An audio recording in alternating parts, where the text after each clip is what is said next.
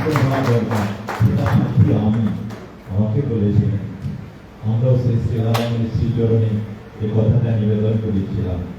তাই শ্রী শ্রী রাধামণি আমাদের ভক্তদের প্রাণে থেকে তাকিয়ে এই মন্দিরে শিলান্যাস করে গেলেন। এবং শুধু শিলান্যাস করে শান্ত হননি, আমাদের একটা কমিটি তৈরি করে দিয়েছিলেন, নির্মাণ কমিটি। সেই দায়িত্বটা আমরা কয়েকজন সাতজনের দিয়েছেন। এখনই শ্রী শ্রী রাধামণি আমাদের এই সাতজনকে নিয়ে একটা বৈঠক করেছেন এবং এই বৈঠকে দেখিয়েছেন মন্দিরটা কেমন হবে। তার জন্য আমাদের শ্রদ্ধেয় দাদা, ইঞ্জিনিয়ার দাদা শ্রী দেবব্রত ভৌমিক দাদা এই ম্যাপটা তৈরি করেছেন।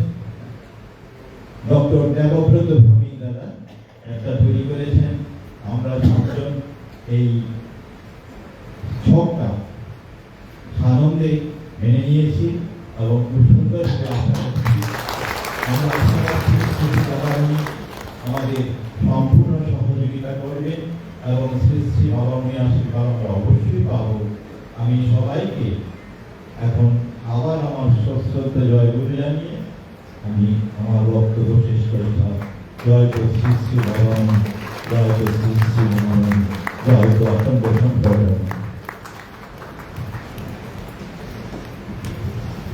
এই মন্দিরটা কেমন হবে, কি হবে না হবে আমার কোনো মন্তব্য নেই। এই কম্পিটিশনে এবং সবাই আমরা দিয়েছি।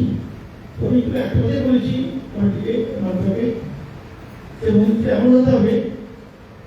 শ্রী বাবাকে বলেছিলেন যে উদয়পুর হচ্ছে দক্ষিণ ত্রিপুরার সিংহদ্বার, সেরকম হতে হবে মন্দিরটা।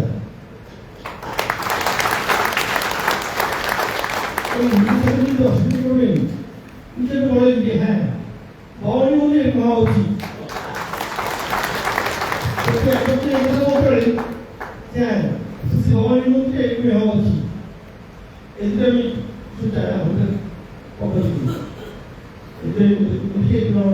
চাইছি আমার পক্ষে আমি সহযোগী রাখছি।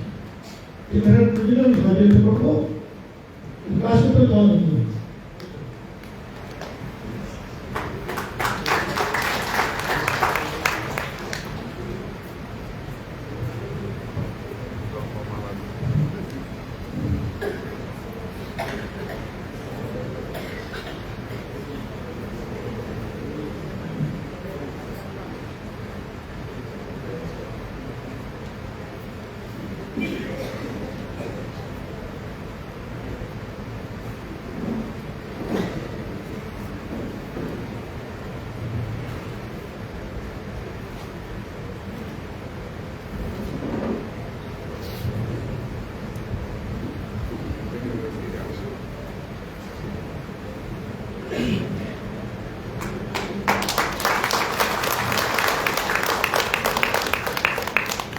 যেমন বয়সের কারণে আমি পরিশ্রম করতে পারি না,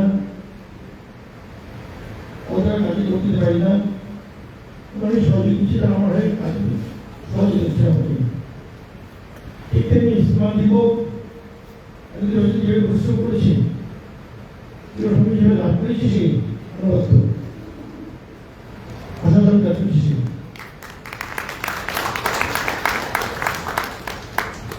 সহযোগিতা ওরা আমাকে দায়িত্ব করেছিল, সেটা আমি অনুপ্রভাবে সহযোগিতার দায়িত্ব দিচ্ছি।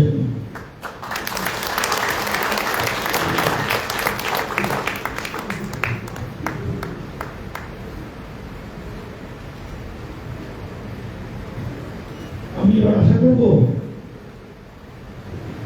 এবার থেকে বিভ্রামী এবং রাজ্য এগুলো তার উপকার দিতে ছিল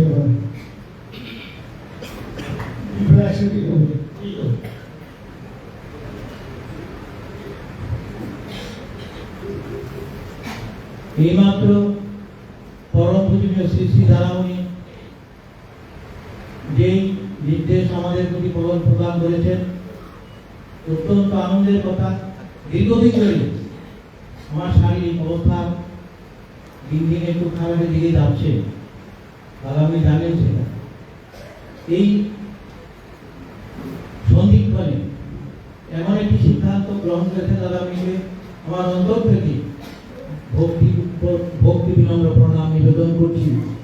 আমি দাদামণিকে বলবো যে দাদামণি আগামী দিনে আপনি যখন যেমন নির্দেশ করবেন সেই নির্দেশ অনুযায়ী আমরা কাজ করব এবং আমার তরফ থেকে বা এবং সংগঠনের তরফ থেকে শ্রদ্ধেয় অরুণ কুমার পাল মহোদয়কে আন্তরিক শ্রদ্ধা এবং অভিনন্দন জ্ঞাপন করছি।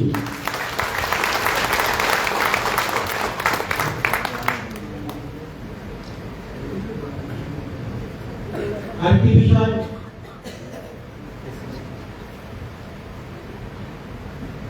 খোয়াই পরিভ্রমণের সময় একটি গুরুত্বপূর্ণ নির্দেশ শ্রী শ্রী দাদামণি দিয়েছেন। আমরা সমবেত উপাসনায় শ্রী শ্রী বাবামণির অঞ্জলির পুষ্পবাহিনীর সঙ্গে আরো একটি থালি দিয়ে থাকি প্রণামী দিয়ে, অর্থাৎ টাকা দিয়ে আমরা ফুলের কথা দিয়ে রেখে দিই। কি কখনো কখনো মন্ডলীর তরফ থেকে, কখনো কখনো সংগঠনের তরফ থেকে বা পারিবারিক স্তরে যখন সমবেত উপাসনা হয় সেই পরিবার কর্তা সেখানে প্রণামীটি আগে দিয়ে রাখেন। এবার থেকে তা হবে না।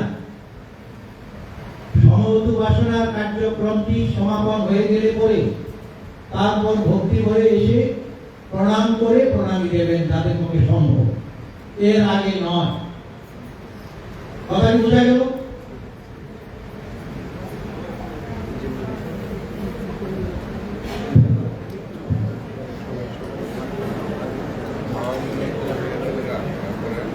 অঞ্জলির থালায় কোনো টাকা পয়সা থাকবে না, এটা সুস্পষ্ট নির্দেশ। এবং প্রণাম করে যখন দেবেন, উপাসনা সমাপ্ত হয়ে গেলে পরে যখন প্রণাম করতে আসেন প্রণাম করে প্রণামী দেবেন যাদের পক্ষে দেওয়ার ইচ্ছা আছে। আলাদা থালা, আলাদা একটা থালা থাকবে। তারপর অঞ্জলি হয়ে যাওয়ার পরে শান্তি বাতনের পরে যখন প্রণাম করতে আসবেন প্রসাদ দেওয়ার প্রাকালে যখন বিগ্রহের সামনে প্রণাম করবে তখন আলাদা থালায় বা আলাদা কোনো ভাঙে সেটা বা বাক্সে, প্রণামী বাক্সে রাখবেন। এটাই পরিষ্কার নির্দেশ। আরেকটি ঘোষণা, খোয়াই যে সুভাষ পার্কে শ্রী বিগ্রহ প্রতিষ্ঠা হয়েছে, যে উপাসনা স্থলে তার সামনে যে রাস্তাটি আছে, সড়কটি আছে, স্বরূপানন্দ সরণি নামে সেটা ঘোষণা করা হয়েছে সরকারিভাবে।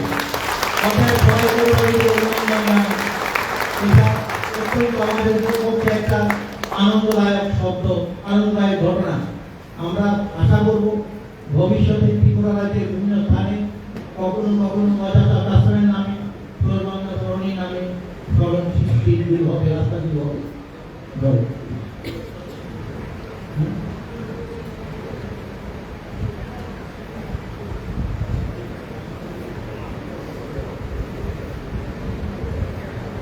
আরো একটি বিষয়, খোয়াই যে সিদ্ধেশ্বর আশ্রম, সেখানকার সেই জেলা, খোয়াই জেলার ডিস্ট্রিক্ট ম্যাজিস্ট্রেট তিনি এসেছিলেন শ্রী শ্রী দাদামণিকে দর্শন করার জন্য। সেই জেলার সভাধিপতি এবং ডিএম সাহেব তিনিও কথা দিয়ে গিয়েছেন এই সিদ্ধেশ্বর আশ্রমের সামনের রাস্তাটি বাজাজক আশ্রম সরণি নামে বা সৌরবাংলা সরণি নামে ঘোষণা করবেন। আমরা অপেক্ষায় রইলাম। জয় গুরু। এই যে সিদ্ধেশ্বর আশ্রমের সঙ্গে রাস্তাটা, তার নামকরণ কি হবে আমি জানতে আসলো। তখন শ্রীমান বিভূমি বললো, শুনে বললো যে দাদামণি এখানে অডিশন করা হোক, অডিশন করতে সবাই ডাকবে।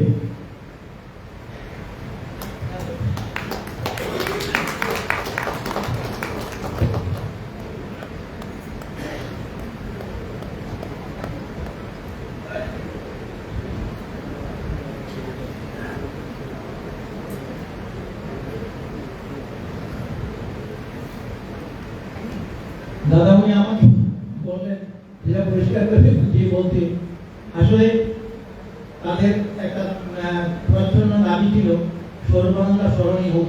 তো দেখলাম চারিদিকে সর্বানন্দ সরণী হচ্ছে, কিছু কিছু অজাতক আশ্রমের পরিস্থিতিও দরকার। তাই বললাম দাদা এটা অজাতক আশ্রম সরণী নামে এটা দেওয়া যেতে পারে। তার আমি সহমত পোষণ করলেন। আমাদেরও ইচ্ছা অজাতক আশ্রম সরণী নামে সেই আশ্রম রাস্তাটা তৈরি হোক, এটা কয়বাটির প্রতি আমাদের আবেদন রইল।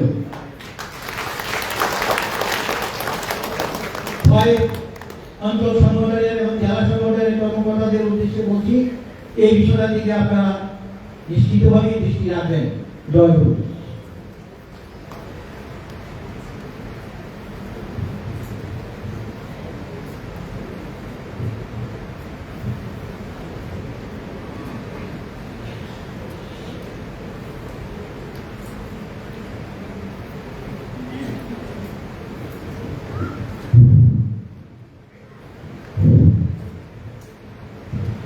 অনেকগুলি গুরুত্বপূর্ণ নির্দেশ আমরা শুনলাম। আমি একটা কবিতা শেষ করিনি। বাবামণি প্ল্যান দেবেন না, বাবামণি বলছেন আমি তোমাদের শক্তি দেব, প্ল্যান তোমাদের নিজেদের। লাস্ট লাইনটাতে এই কবিতাতে বাবামণি লিখছেন, আমি যে তোদের চাহিনা বাঁধিতে আমার কর্ম সাথে, বলিব না মোর কাঁধে কাঁধ দিতে হাত দিতে মোর হাতে। যে পথে তোমার নিজ কল্যাণ, সে পথে করো সকলে প্রয়াস। বিদায়ের দিনে হাসি মুখে আজ আশিস দাঁড়িব মাঠে। যত দূরে যাও কুশল কামনা করিব সাথে ও প্রাতে। এটা দেখার পরে বাবামণি এইভাবে চিঠিটা শেষ করেছেন। তিনি বাবামণিকে জিজ্ঞেস করলেন, আপনি শিষ্যদেরকে এত স্বাধীনতা দেন? বাবামণি আবার পত্রটা করে লিখলেন, স্বাধীনতা প্রদাতাই প্রকৃত প্রেমদাতা। ইংরেজিতে লিখলেন, giver of freedom is the true lover. বাবামণি অনেকবার বলেছেন, যদিও আমি ব্রহ্মচর্যের প্রচারক, ব্রহ্মচর্যকে আমি সর্বরোগ ঔষধ হিসেবে জানিয়ে আছি, তথাপি এটাও জেনে দেখো, ব্রহ্মচর্য আমার প্রথম পূজার পাত্র নয়, আমার প্রথম উপাস্য নয়। এটা খুব ইম্পর্টেন্ট কথা। আপনার প্রথম উপাস্য কে? স্বাধীনতা। Freedom is my first god, even ব্রহ্মচর্য ইজ সেকেন্ডারি। এটা বুঝতে হবে দর্শনের মূল কথা। অতএব সবাই আমরা স্বাধীনতা পাই, কিন্তু এটা বাবামণির কথা, স্বাধীনতা পেলে দীক্ষা নেওয়ার আগে যত স্বাধীনভাবে আচরণ করো। একবার কেউ অখণ্ড সমাজ থেকে কেউ কাউকে জোর করে না যে এসে দীক্ষা নাও, কেউ কোনো গুরু ভাইও কাউকে কখনো জোর করে না দীক্ষা নাও। দীক্ষাদাতার সংখ্যা একজন এবং একজনই থাকবে। প্রথমে ছিলেন একজন শ্রী শ্রী বাবামণি, তারপরে এলেন একজন শ্রী শ্রী মামণি, এবং বর্তমানে একজন শ্রী শ্রী দাদামণি। ওটা কোনোদিন দুইজন হবে না। এটা আমাদের আমাদের পার্থক্য আছে, কিন্তু তৎসত্ত্বেও অখণ্ডের সংখ্যা বাড়ছে আর বাড়ছে আর বাড়ছে। তাতে আমরা খুব খুশি। বাবামণির ভবিষ্যৎবাণী সফল হচ্ছে। বিস্তারিত বলবার সময় নাই, প্রয়োজন নাই। আপনারা জানেন, বাবামণি যদি একবার একটা ভবিষ্যৎবাণী করে, সেটা আর না ফলে উপায় নেই। অসম্ভব কথাও, যেটা অসম্ভব সেটাও বলে যায়। আপনারা অনেকে দেখেছেন, আমিও দেখেছি। বিস্তারিত বিবরণ দেওয়ার কোনো প্রয়োজন নাই। বাবামণি তার জীবনের শেষ ভবিষ্যৎবাণীটি করেছিলেন করিমগঞ্জে 1978 সনে। বাংলা পয়লা বৈশাখে বলেছিলেন, একদিন সব অখণ্ড হয়ে যাবে। আপনারা নিশ্চয়ই জানেন ওটা। এবং একটা প্রশ্ন অখণ্ড হয়ে যাবে বলেছে। তার মানে কি সবাই দীক্ষিত হবে? না। প্রকৃত অখণ্ড হতে গেলে বাবামণি যে বলেছেন, আমি মন্ত্র দিয়া যতজনকে শিষ্য করিব, মন্ত্র না দিয়া তদপেক্ষা অনেক শিষ্য আমি পাইব। যেমন শিষ্য সূর্য সেন, যেমন শিষ্য মাস্টারদা সূর্য সেন, যেমন শিষ্য গণেশ ঘোষ, যেমন আরো অনেক বিপ্লবী অদীক্ষিত শিষ্য, দীক্ষিত শিষ্য আছে বিপ্লবী। আমাদের ভয়ে মহাপ্রাণ বিরোধ বরণ চক্রবর্তী, তিনি আমাদের দীক্ষিত গুরু ভাই। আর এত বড় স্বদেশ প্রেমী কয়জন আছে জানি না। একটা ঘটনা, শ্রী শ্রী বাবামণির মুখ থেকে শুনেছি রায় আছে বিপিন চন্দ্র পালের সঙ্গে এবং সুভাষ বোসের সঙ্গে খোয়াইয়ের নীলকরণ চক্রবর্তীকে বাবামণি আলাপ করিয়ে দিয়েছিলেন। This was the length of বাবামণির activity. আমি যে কথা বলছিলাম বরেন্দ্র একদিন দেখেছিলেন বাবা গুরুধামে অনেক কথাবার্তা হলো, ওনার পিঠে হাত দিয়ে বলছেন গণেশ তোদের মতো ছেলে আর ফাইনালি দুঃখ করে বলছিলেন। কারণ বাবামণি শুধু দীক্ষিত শিষ্য দেখলে খুশি হন না, তাকে অবশ্যই হতে হবে প্রকৃত চরিত্রবান। আর যিনি প্রকৃত চরিত্রবান, সর্বার্থে চরিত্রবান, সর্বতোভাবে চরিত্রবান, তিনি হচ্ছেন মহামানব। অতএব একদিন সব অখণ্ড হয়ে যাবে, অর্থাৎ একদিন সব মহামানবে, একদিন সব প্রকৃত অখণ্ডে পরিণত হয়ে যাবে। এটাই হচ্ছে মূল কথা। একদিন সব কিসে পরিণত হবে? প্রকৃত অখণ্ডে। যিনি প্রকৃত অখণ্ড তিনি শ্রেষ্ঠ চরিত্রবান। এটা ঘটার লক্ষণ আমরা দেখতে পাচ্ছি। দীক্ষার প্রশ্নপাঠে আপনারা জানেন সেই ঐতিহাসিক ঘটনা। একটা সিটিং এসে শ্রীমামণি সিদ্ধরে 1906-07 খ্রিস্টাব্দে 25,000-এর বেশি মানুষকে দীক্ষা দিলেন। এইভাবে অখণ্ড হচ্ছে। আর শ্রী শ্রীদানন্দী কাউকে তো এখানেই দীক্ষা দিয়েছে, তখন 1065 জন, if I am not wrong, এই তো 1065 জনের দীক্ষা হয়েছে। এইভাবে অখণ্ড সংখ্যা বাড়তে থাকবে। আমি বলবো অর্থেও যারা অখণ্ড আর ভাবের দ্বারা অখণ্ড সংখ্যা বাড়তে থাকবে, এবং অবশ্যই পৃথিবী একদিন সকল মহামানবে পূর্ণ হয়ে যাবে, অর্থাৎ সব অখণ্ড হয়ে যাবে। এই বিষয়ে আমাদের মহান দায়িত্ব আছে। অখণ্ড হয়ে যাবে বলেই সারা পৃথিবী নিয়ে বাবামণির কাণ্ড কারখানা। বাবামণির কারবার ছোট অঞ্চলে সীমাবদ্ধ নয়, শুধু ভারতবর্ষেও নয়, সারা পৃথিবী নিয়ে। তারই জন্য তিনি অখণ্ড সংঘ সৃষ্টি করেছেন। আর এই সংঘকে যদি সার্থকভাবে করে তুলতে হয়, তাহলে যেটার প্রয়োজন সেটা হচ্ছে শৃঙ্খলা। আপনারা আমার সঙ্গে একমত কিনা? যেই সঙ্গে শৃঙ্খলা নাই সেই সঙ্গ কিছু করতে পারে না। যেই সঙ্গে শৃঙ্খলা যত অটুট, সেই সঙ্গের দ্বারা জগৎ মঙ্গল কর্ম তত ভালো করে সম্পন্ন করা যায়। অতএব আমাদের সঙ্গে শৃঙ্খলাটার দিকে আমাদের নজর দিতে হবে। শ্রী শ্রীমা, আমার খুব সৌভাগ্য, বাবামণির মুখ থেকে একদিন শুনেছিলাম, যখন গণেশ ঘোষ মশাই এসেছিলেন তখনই বলেছিলেন, বুঝলি, কথাটা মনোযোগ দিয়ে শুনুন, তোদের সংগঠনটা এখন এমন একটা পর্যায়ে এসে গেছে যে শুধু অর্ডার ক্যারি আউট করার লোক চাই। ইংরেজিতেই বলেছিলেন, কি কথাটা বলেছিলেন? অর্ডার ক্যারি আউট করার লোক চাই, আদেশ পালনের লোক চাই। তাহলে দেখতে দেখতে তোদের সঙ্গ সমগ্র দেশময় সুপ্রতিষ্ঠিত হয়ে যাবে। আর অর্ডার আমরা ক্যারি আউট করবো, আপনারা বলুন। যিনি বিশ্ব অখণ্ড সংঘ প্রধান, এর আগে আমরা বাবামণির অর্ডার ক্যারি আউট করেছি, অনেকে করিনি, পাপ করেছি। এরপরে আমরা শ্রী শ্রীমামণির অর্ডার ক্যারি আউট করেছি। এখন আমরা কার অর্ডার ক্যারি আউট করব? জোরে বলুন। সেটা যদি পছন্দ হয় তবু করব, সেটা যদি পছন্দ না হয় তবু করব, কারণ এতেই আমাদের প্রকৃত কল্যাণ। গুরুদেব কি করেন অনেক সময় আমরা বিচার করি, বুঝি না কিসে আমাদের প্রকৃত কল্যাণ। ধর্ম একটা ছোট্ট ঘটনা শুনুন। ধর্মনগরের দাদামণি আমাকে যে টাইম দিয়েছেন তার মধ্যে আমি থাকবো, সেই টাইমের এখনো বাকি আছে।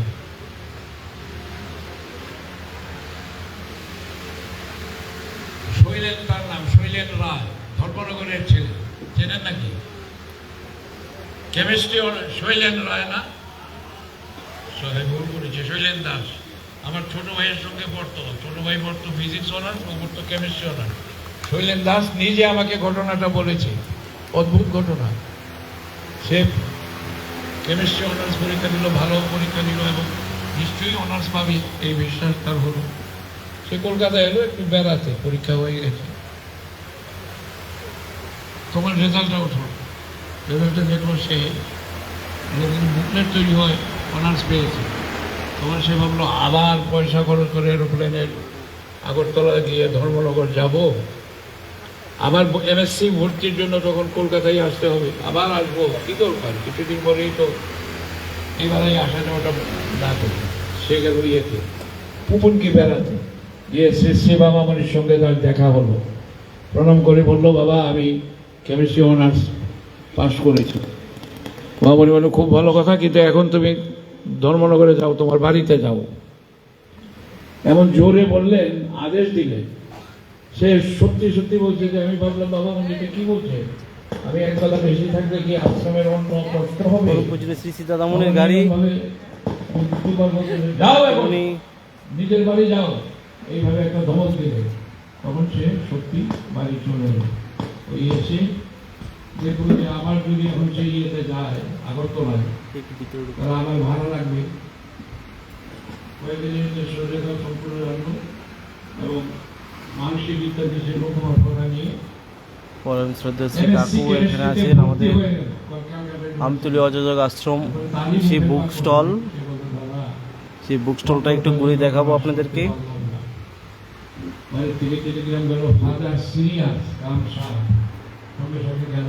এখানে কি কি আছে ওষুধ আর কি? ওষুধ আছে, অখণ্ড সঙ্গীত আছে, আচ্ছা, আর বড়মণি সব বইগুলো আছে। বড়মণি বিগ্রহ আছে, বড়মণি মামনির ছবি আছে।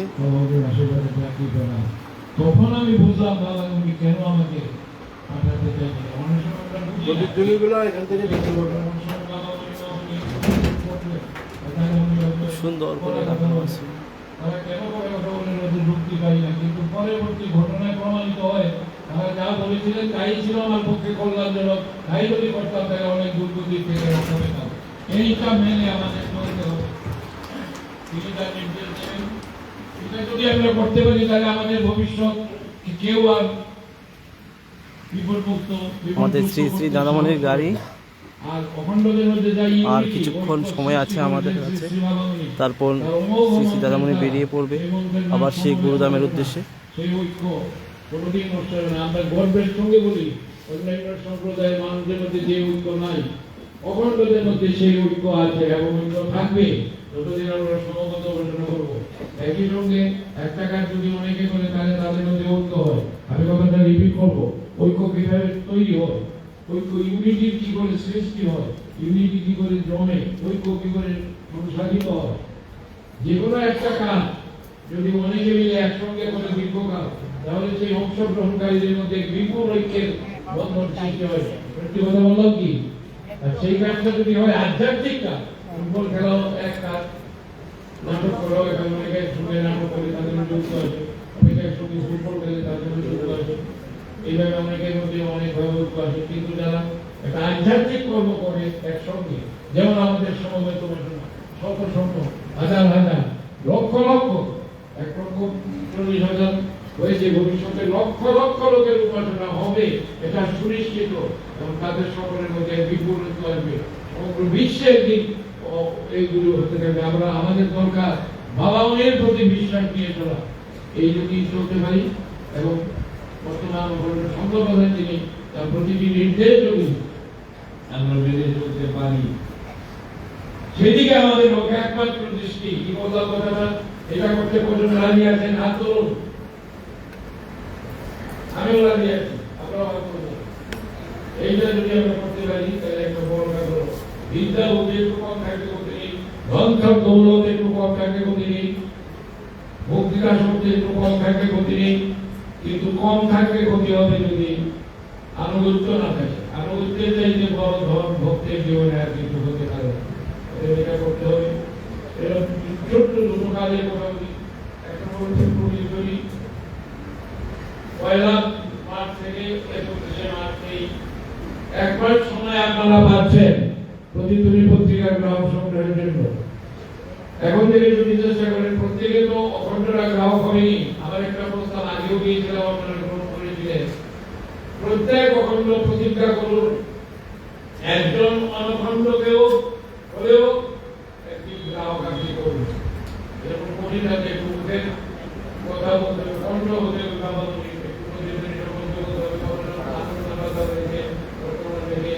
আর কিছু ভাজের ভাজে সিনেমা ফুটিয়ে রেখে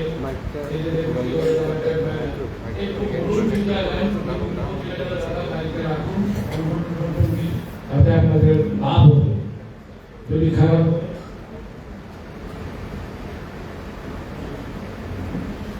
এটা আপনারা করবেন কিনা? একজন পরিবার থেকে একজন কর্মকর্তাকে গ্রহণ করতে হবে 1 মাসের মধ্যে। যারা যারা রাজি তারা হাত তুলুন। সবাই কিন্তু হাত তুলতে না, এটা ইচ্ছা করলেই পারবে। এই বলে আমি আমার বক্তব্য শেষ করলাম। জয় গুরু শ্রী শ্রী বাবামণি, জয় গুরু শ্রী শ্রী বাবামণি, জয় গুরু শ্রী শ্রী বাবামণি, জয় গুরু অসংখ্য ধন্যবাদ। এখানে আমি আরো একটি কথা বলার প্রয়োজন আছে। কমলপুর অজাতক আশ্রমের সামনে যে রাস্তাটি, যেখানে শ্রী শ্রী দাদামণি দীক্ষা দিয়েছেন, কমলপুর অজাতক আশ্রমের রাস্তাটিও তরুণানন্দ সরণী নামে সরকার থেকে এত এগিয়ে দিয়েছে। সেই দিন আসবে যে ত্রিপুরার সব রাস্তায় প্রায় তরুণানন্দ সরণী এবং সিদ্ধিধরা আশ্রমের রোডটির নামকরণ হবে অজাতক আশ্রম রোড, সরণীয় রোড, অজাতক আশ্রম রোড।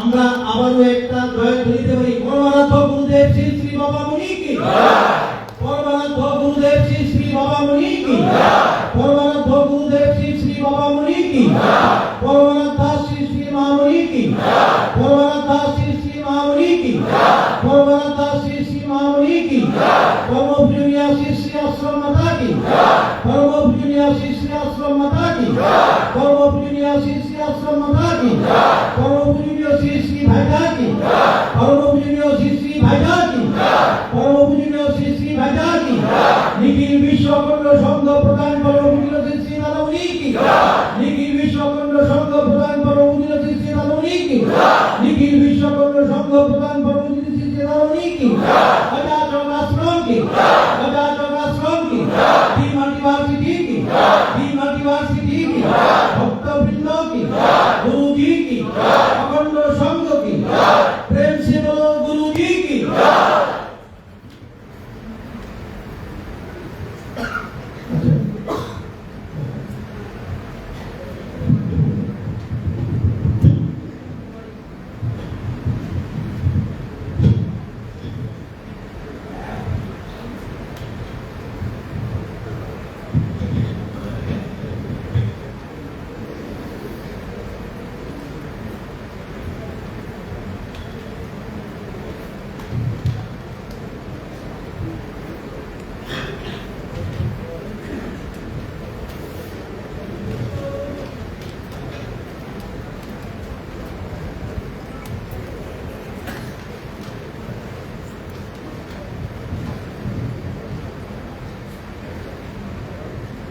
উদয়পুর প্রতিবেশী হচ্ছে আমি।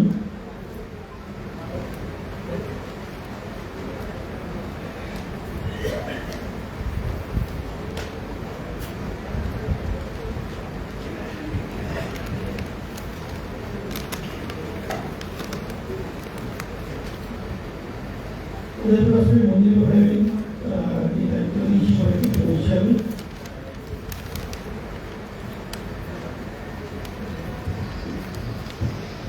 যাদেরকে দায়িত্ব দেওয়া হয়েছে তাদের নাম হচ্ছে শ্রীযুক্ত নারায়ণ সাহা চেয়ারম্যান, শ্রী বিজয় কান্তি দত্ত কনভেনার, শ্রী চন্দন কান্তি ভৌমিক প্রধানত্ব, শ্রী রবীন্দ্র কুমার ভৌমিক যুগ্ম কনভেনার, শ্রী দেবাশিস সাহা, শ্রী রবিচরণ নম, শ্রী অমরপন্থী সাহা।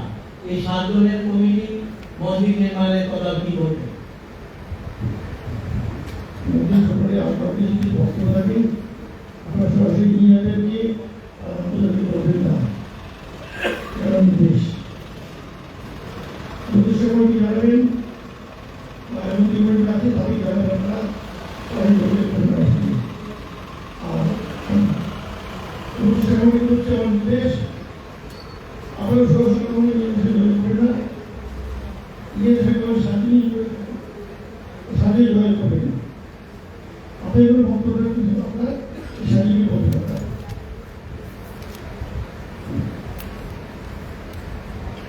উদয়পুরের কর্মীদের উদ্দেশ্যে শ্রী শ্রী দাদামণি একটা নির্দেশ দিয়েছেন, যদি কারোর নাম আপনারা চিন্তা ভাবনা করেন, কিন্তু এই 7 জন কমিটির যে সদস্যরা আছেন তাদের সঙ্গে একমাত্র যোগাযোগ করবেন, নিজেরা কোনো সিদ্ধান্ত গ্রহণ করবেন না।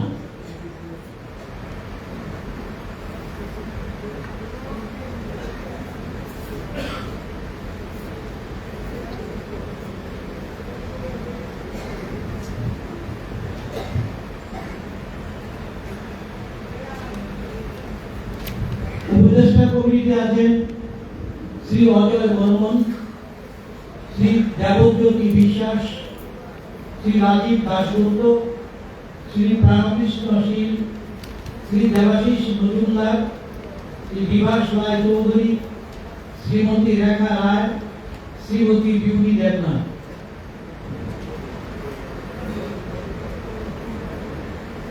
আটজন আছেন উপদেষ্টা কমিটিতে। ইসিএইচের কথায় বলছি, যদি এটা পরিপূর্ণ হয়ে থাকে উপরে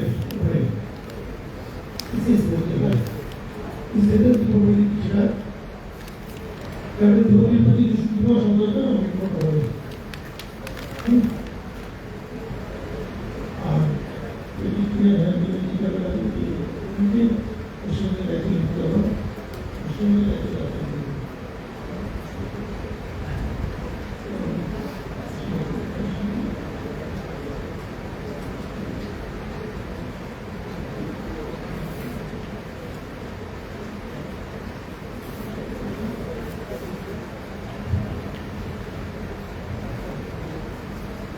আমরা পরবর্তী মুহূর্তে আমাদের কার্যকরী সভাপতি শ্রদ্ধা ধর্মের সঙ্গে আলোচনা করে আমরা পশ্চিম ত্রিপুরা জেলার সম্পাদকের নাম আমরা পরে সিদ্ধান্ত নেব, শ্রী দাদামণিকে জানাবো, তারপর আমাদের ঘোষণা হবে। আমরা কিছুদিন জন্য আমরা অপেক্ষায় থাকলাম। পশ্চিম ত্রিপুরা জেলা সম্পাদকের নাম আমরা আলোচনা ক্রমে ঠিক করবো, করে দাদামণিকে জানাবো। দাদামণি যখন যেমন নির্দেশ করবে সেইভাবে ঘোষিত হবে। জয় গুরু।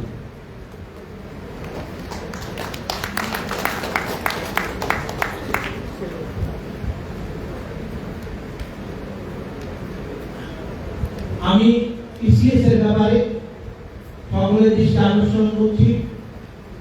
মন্ডলী স্তরে কাজ করতে হবে, সেই দায়িত্বটি পালন করবেন অঞ্চল নেতৃত্ব।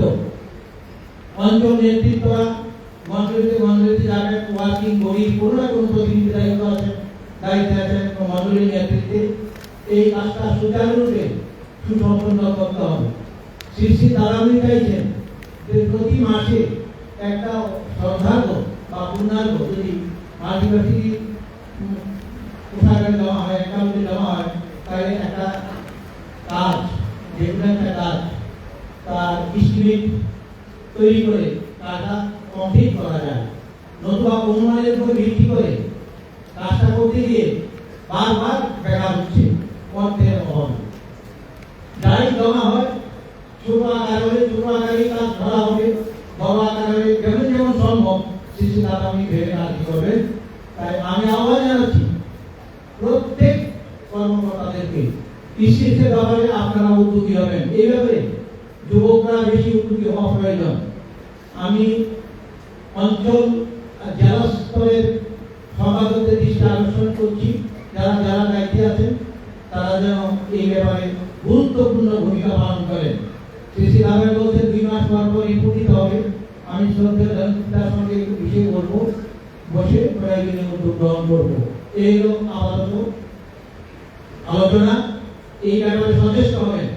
আর যাই কিছু হোক, মাল্টিভার্সিটির ব্যাপারে ইসিএস পদ্ধতিতে আমাদের সরকার জমা করতে হবে, এটা সুস্পষ্ট নির্দেশ। জয় গুরু।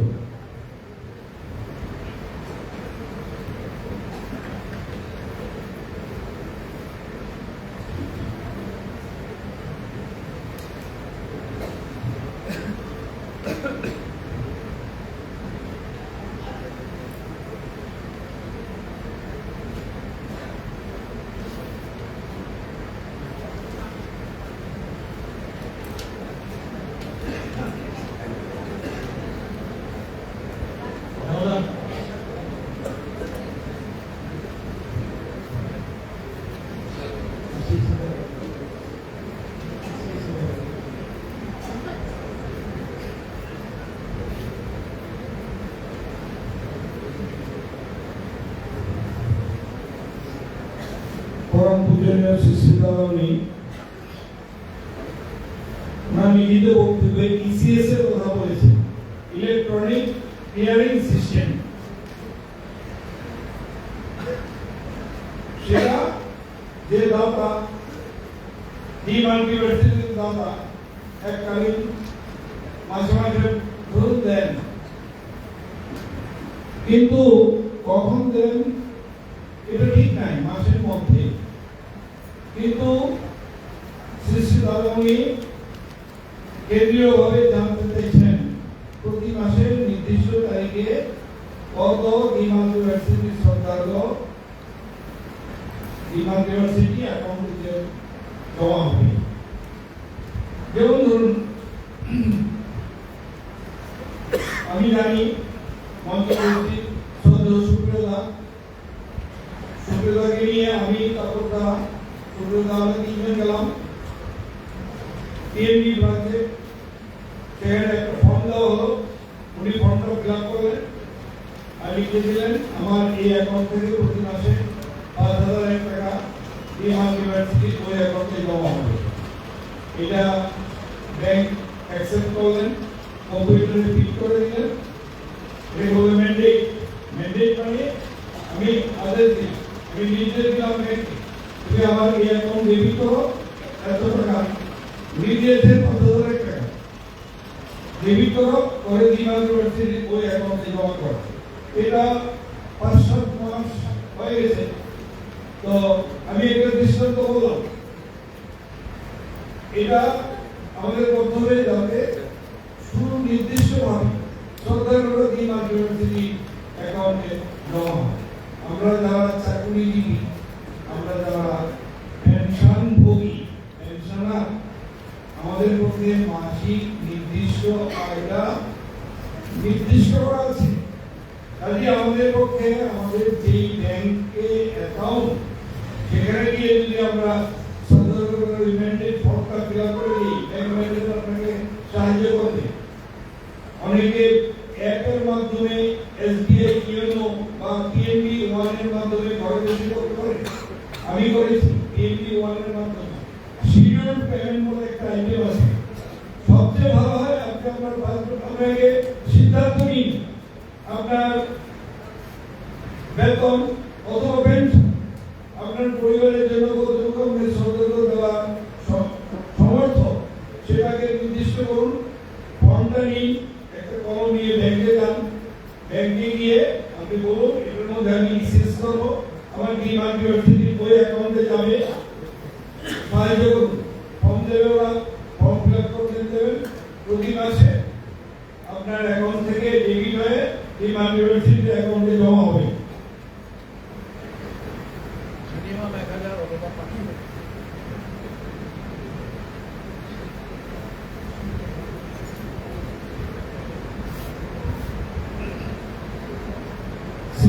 আমি অনুমোদন করে বলছি, পেনশনটা আমাদের মাসের শেষে জমা হয়, আমরা ব্যাংকে এমন ভাবে করি যদি পরের মাসের ফার্স্ট উইকে আমার অ্যাকাউন্টে ডেবিট হবে, সেটা যাবে ইউনিভার্সিটির অ্যাকাউন্টে, তাহলে ভালো হবে।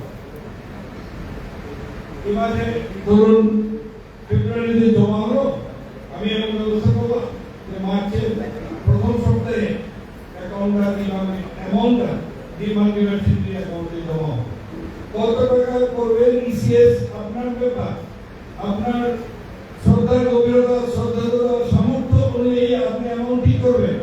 পরবর্তী সময়ে এটাকে আপনি বাড়াতে পারেন, কমাতে পারেন, বন্ধ করতে পারেন, ভয়ের কিছু নাই। আমি কয়েকজন বিশিষ্ট আমার সহকর্মীর সঙ্গে মানে অখণ্ড সঙ্গে আমার গুরু ভাইদের সঙ্গে আলোচনা করেছি, বলেছে আমি মাসে মাসে ৬,০০০ টাকা দিই, কিন্তু ইসিএস করবো না। এটা তো ভয় করবো, আপনি বাড়াতে পারেন, কমাতে পারেন, বন্ধ করতে পারেন। কাজী নির্দ্বিধায় শিশুরা নির্দেশ দিয়েছে ত্রিপুরার যুবকর্মীদের এটা করার জন্য। আমাদের কিন্তু কর্তব্য যুবকর্মীদের এই ব্যাপারে শিশুরা নির্দেশ পালনের জন্য সাহায্য করা। জয়।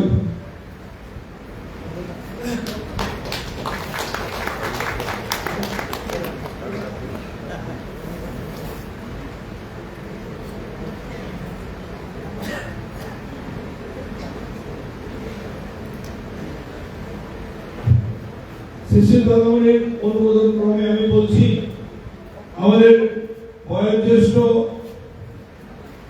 আমি বলেছিলাম বটবৃক্ষ শ্রদ্ধেয় শ্রী হরিপদ রায় অখণ্ড দাদা প্রতি মাসে আর দীর্ঘ কয়েক বছর যাবৎ 30,000 টাকার চেক দেয় আমাদের কাছে।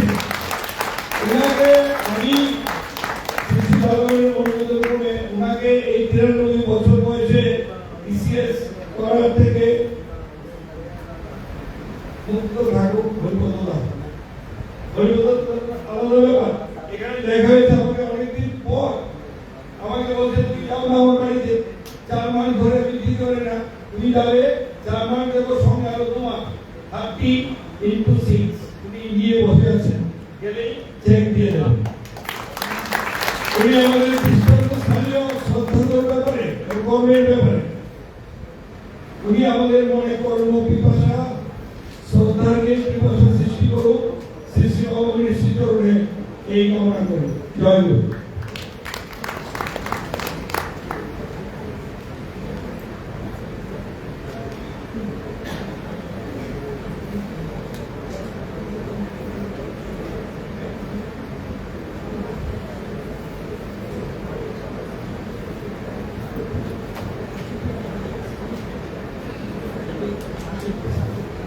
সৃষ্টি দাদামণির অনুমোদন ক্রমে বলছি আমরা যদি মাসের সতর্ক মাসের দিনেই তো হয়, আবার ইসিএস এর কি দরকার এমন যদি মনে করি, এটা হলো কি মাসের প্রথম সপ্তাহের মধ্যে যদি যায় তাহলে ডিমাল্টিভার্সিটির কাজকর্ম পরিচালনা সুষ্ঠুভাবে করার জন্য সৃষ্টি দাদামণির নলেজে থাকে যে এই মাসে 7 তারিখের মধ্যে প্রথম সপ্তাহে ডিমাল্টিভার্সিটির অ্যাকাউন্টে এমন সন্ধান আসবে, তাইলে কর্ম পরিচালনা সুষ্ঠুভাবে ব্যাহত না হয়ে করা সম্ভব।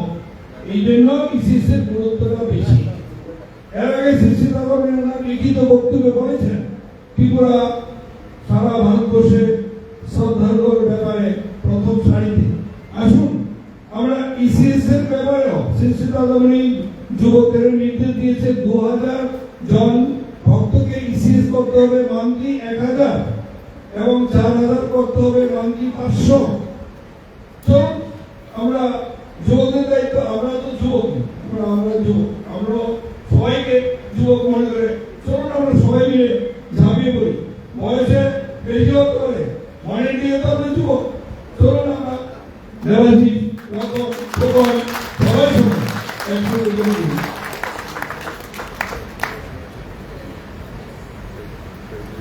এবং যারা মাসে মাসে দিচ্ছেন তারাও ইসিএস করতে পারেন, ওই মাসে মাসেটা রেখে অথবা ওটাকেই ইসিএস এর মাধ্যমে যেমনটা খুশি দিলে হবে, কিন্তু ইসিএস ব্যাংকে ফিজিক্যালি যেতে হবে গিয়ে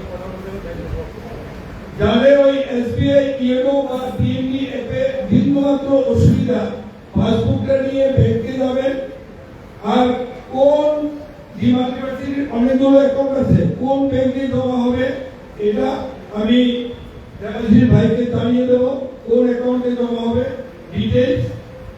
এটা চলুন আমরা মার্চ মাসটার মধ্যে যত পারি করি। মার্চ তো এসে কাল থেকে ফেব্রুয়ারি গেছে 28, মার্চের তো একটা সুবিধা 31 দিন, বেশি হয়ে গেল কয়েকটা দিন। চলুন মার্চের মধ্যে আমরা একটা জায়গাতে পৌঁছি, একটা মাইলস্টোন। জয় গুরু।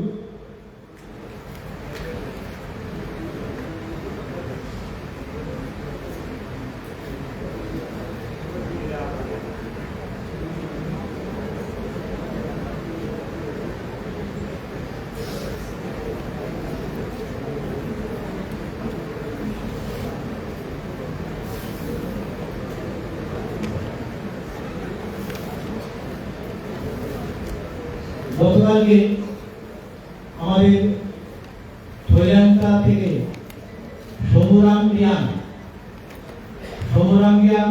এবং নিধিরাম রিয়াং দুই দাদা এসেছেন। নিধিরাম রিয়াংটা অত্যন্ত তিনি এসেছেন দৈসামা থেকে। তারা দুজনকে আমরা আহ্বান জানাচ্ছি সামনে আসার জন্য। দাদা আমরা আসছেন আপনাদেরকে নীতিনন্দা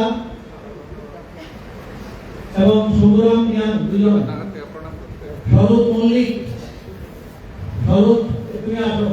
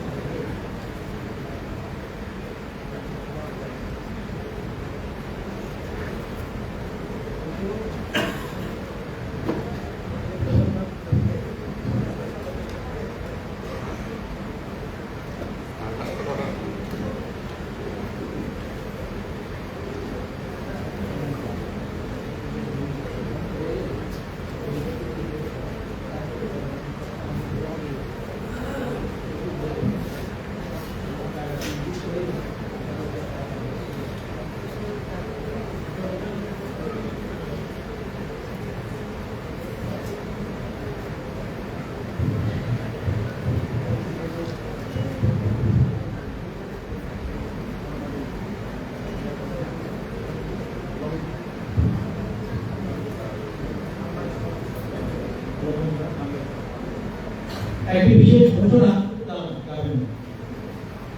মনোহর অঞ্চলের অন্তর্ভুক্ত শৈলেখা অগ্রমণ্ডলীর মধ্যে হাম্বাই পাড়া, সেখানে অন্য ধর্মের সংগঠনের কিছু কাজ হচ্ছে। তাদের উদ্বিগ্ন যে আমাদের মধ্যে একটা সমন্বয় সাধন হতে থাকুক। আমাদের কিছু কিছু গ্রুপ স্ক্যাটার হয়ে আছে, সেখানে সমস্যা হচ্ছে একটা, সেখানে একটা ছোট আকারে হোক, একটা মন্দির হোক, একটা আশ্রম ভূমি তৈরি হোক। তারা সিদ্ধান্ত নিয়েছেন, তারা সামনে কমিটমেন্ট করেছেন, আশ্রম ভূমিটা হয়ে গেলে সেখানে কিছু শ্রদ্ধা প্রদান করবেন। সেই লক্ষ্যে শ্রী দাদামণি দলকে 2 লক্ষ টাকা এই উদ্দেশ্যে জমা রেখেছেন আমাদের কাছে।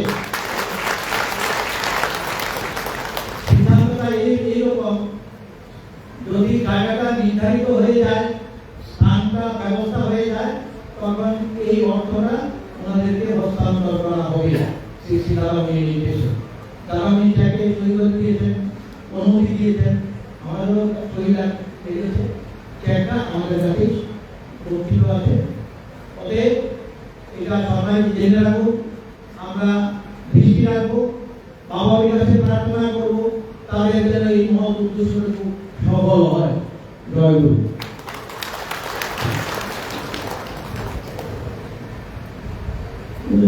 মন্দির সঙ্গে উঠে এই মন্দিরটা কিন্তু সমগ্র ত্রিপুরা, দক্ষিণ ত্রিপুরা নাম তাদের মধ্যে বাধাতে হবে। সমগ্র ত্রিপুরাবাসীর দায়িত্ব এটা। একটা অভিনব দায়িত্ব আমাদেরকে আবার দিয়েছেন। এটা দক্ষিণ ত্রিপুরা নয়, দক্ষিণ জেলা নয়, সেটা সমগ্র সমগ্র ত্রিপুরার প্রত্যেকটি অঞ্চল, বাকি 3টি জেলা এই ব্যাপারে সময় মতো উদ্যোগ গ্রহণ করবেন। তার আভাস বা ইঙ্গিত আপনাদের কাছে জমা রইল। আপনারা অপেক্ষায় থাকুন, এক সময় হয়তো আপনাদেরকে আবার জানানো হবে এই বিষয়ে সহযোগিতা করার জন্য। জয় গুরু।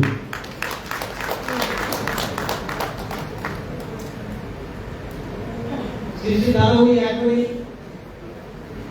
স্মৃতি কক্ষে চলে যাবেন। আপনারা দাঁড়িয়ে দাদামণিকে ভক্তি করে প্রণাম করুন, যে জায়গায় দাঁড়িয়ে আছেন। আপনারা কেউ অনেক করেন না, আপনাদের কাছাকাছি অনেকের কাছে দিতে পারেন না। আমি আবার আসবো, আবার আসবো। ইতিহাসে এই 26 ইতিহাস আমার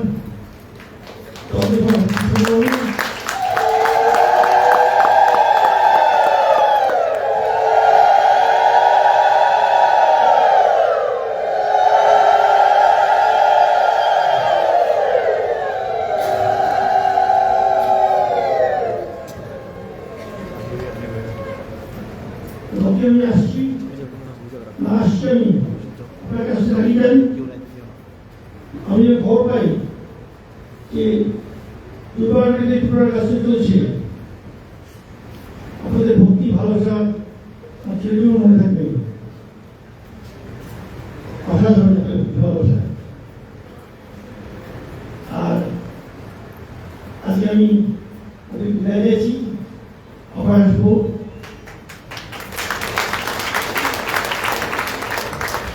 পবিত্র বলছেন আবার হাসি পাওয়ার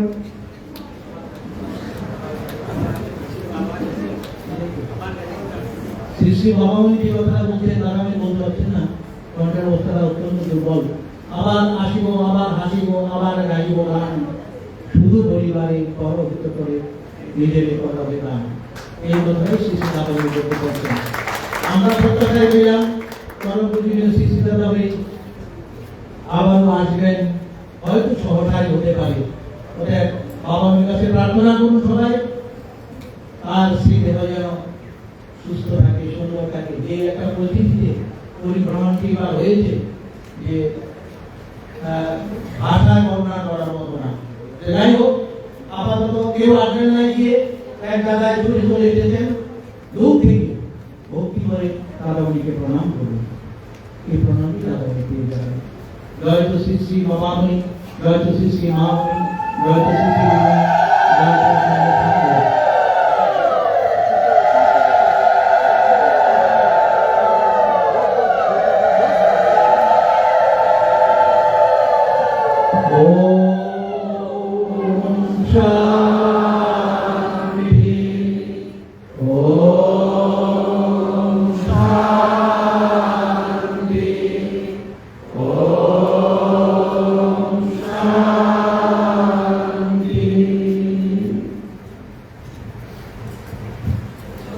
আমি পরমানন্দ শ্রী ভবনী ও পরমানন্দ শ্রী ভবনী আপনাদের প্রত্যেকের সুনামকে পোষণ প্রার্থনা করেছি। জয় শ্রী ভবনী, জয় শ্রী ভবনী।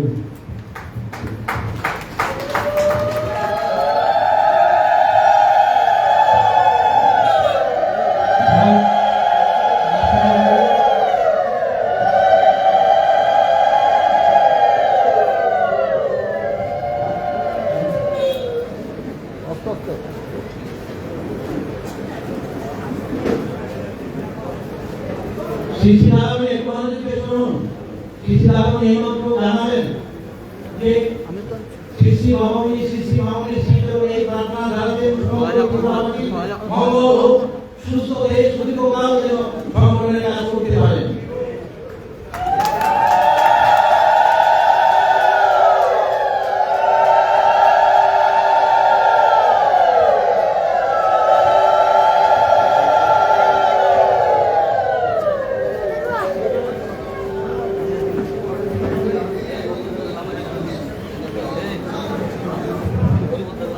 সবাই প্রসাদ নিয়ে যাবেন, সবাই তৈরি করবেন না, শৃঙ্খলাটা মেনটেন করে প্রসাদ করে চলে যান।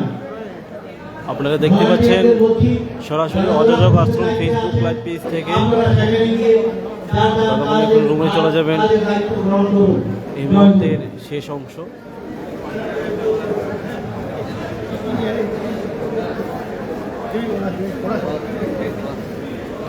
দাদামণি ওই ধারাভাষ্য দিয়েছিল।